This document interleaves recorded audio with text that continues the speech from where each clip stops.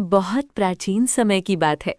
देवता और असुर दोनों ही शक्तिशाली थे, लेकिन देवताओं की शक्ति धर्म और तप से आती थी। एक बार देव ऋषि दुर्वासा इंद्रदेव को एक दिव्य पुष्पमाला देते हैं। इंद्र अपने अहंकार में वो माला ऐरावत हाथी को पहना देते हैं। हाथी उसे सूंड से फेंक देता है। ये देख दुर्वासा ऋषि क्रोधित हो गए और उन्होंने कहा, जिसे विनम्रता का मूल्य नहीं, उसकी शक्ति नष्ट हो जाएगी। शाप का प्रभाव।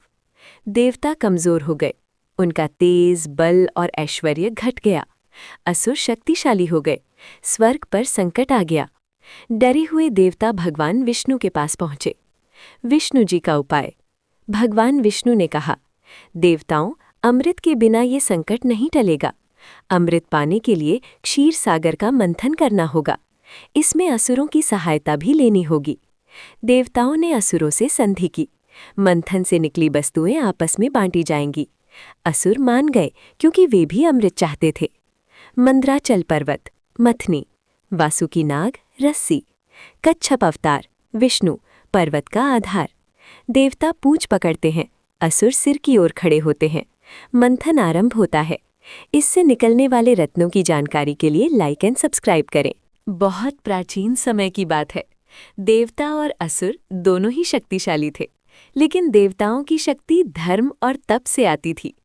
एक बार देव ऋषि दुर्वासा इंद्रदेव को एक दिव्य पुष्पमाला देते हैं।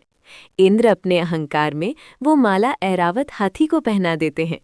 हाथी उसे सूंड से फेंक देता है। ये देख दुर्वासा ऋषि क्रोधित हो गए और उन्होंने कहा, जिसे विनम्रता का मूल्य नहीं, उसकी शक्ति नष्ट हो जाएगी। शाप का प्रभाव। देवता कमजोर हो गए। उनका तेज, बल और ऐश्वर्य घट गया। असुर शक्तिशाली हो गए। स्वर्ग पर संकट आ गया। डरे हुए देवता भगवान विष्णु के पास पहुंचे।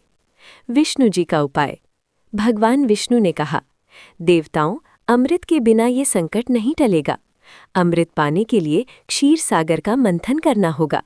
इसमें असुरों की सहायता भी लेनी होगी। देवताओं ने असुरों से संधि की। मंथन से निकली वस्तुएं आपस में बांटी जाएंगी। असुर मान गए क्योंकि वे भी अमृत चाहते थे। मंद्राचल पर्वत, मथनी। वासुकी नाग, रस्सी। कच्छप अवतार, विष्णु, पर्वत का आधार। देवता पूंछ पकड़ते हैं, असुर सिर की ओर खड़े होते हैं। मंथन आरंभ होता है। इससे निकलने वाले रत्नों की जानकारी के लिए लाइक एंड सब्सक्राइब करें।